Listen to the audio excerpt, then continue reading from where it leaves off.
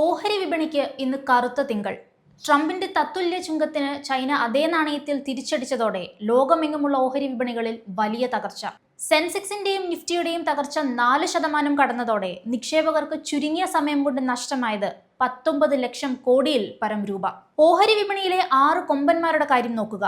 Reliance, TCS, Infosys, Tata Motors, Tata steel, L&T എന്നിവ ഇപ്പോൾ ഒരു വർഷത്തിനിടയിലെ ഏറ്റവും താഴ്ന്ന നിലയിലാണ്. ആഗോള വിപണികളെല്ലാം മാന്ദ്യത്തിന്റെ പേടിയിലാണ്.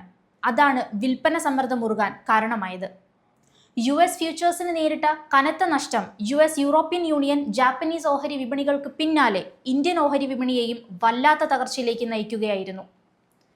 നിഫ്റ്റി 50-യിലെ ഒരൊറ്റ ഓഹരി പോലും പച്ച തൊട്ടില്ല. അമേരിക്കൻ ഓഹരി വിപണികളും തിരിച്ചടി നേരിടുകയാണ്. എന്നാൽ അതൊന്നും കാര്യമാക്കുന്നില്ലെന്ന നിലപാടാണ് ഡൊണാൾഡ് ട്രംപ് സ്വീകരിച്ചു പോരുന്നത്. ചിലതെല്ലാം പരിഹരിക്കാൻ നമുക്ക് മെഡിസിൻ എടുക്കേണ്ടി വരുമെന്നാണ് കഴിഞ്ഞ ദിവസം ഓഹരി വിപണിയിലെ ചോര കണ്ട ട്രംപ് പറഞ്ഞത്. വ്യാപാര യുദ്ധം ഈ നിലയ്ക്ക് കാര്യങ്ങൾ മാറ്റിയിരിക്കെ ട്രംപിന് തിരുത്തേണ്ടി വരുമോ? അതോ അമേരിക്കയ്ക്കൊപ്പം മാന്ദ്യം ഏറ്റുവാങ്ങുകയാണോ നമ്മൾ? നിങ്ങളുടെ അഭിപ്രായം എന്താണ്?